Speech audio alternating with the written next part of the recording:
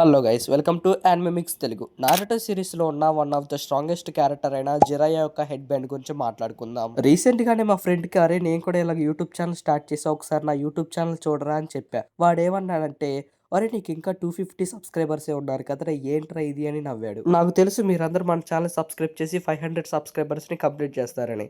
మీరు after 500 subscribers ని complete చేసిన తర్వాత వాడిని చూసి నేను నవ్వచ్చు. ఇంకా లేట్ లేకుండా వీడియోని స్టార్ట్ చేద్దాం.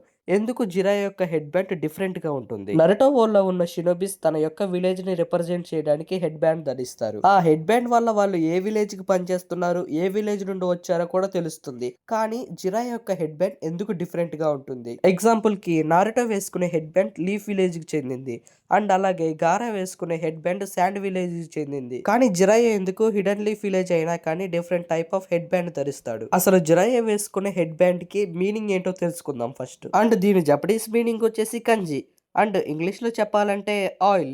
ఫస్ట్ ఆఫ్ ఆల్ మనకు తెలియాల్సింది ఏంటంటే, జిరాయే తన యొక్క యూజ్ ఆఫ్ పార్ట్ అంతా మోండ్ మియాబోకులోనే స్పెండ్ చేశాడు. అది కూడా ఎందుకంటే తన సేజ్మూడ్ యొక్క టెక్నిక్ కోసం. మోండ్ మియాబోకులో ఉన్న టోడాయిల్ అయితే సేజ్మూడ్ నేర్చుకున్న వాళ్ళకైతే చాలా బాగా యూజ్ అవుతుంది. ఎందుకంటే నేచురల్ ఎనర్జీని గ్యాదర్ చేయడానికి. లైక్ మనం దీన్ని కూడా ఒక ఆన్సర్ లా తీసుకోవచ్చు.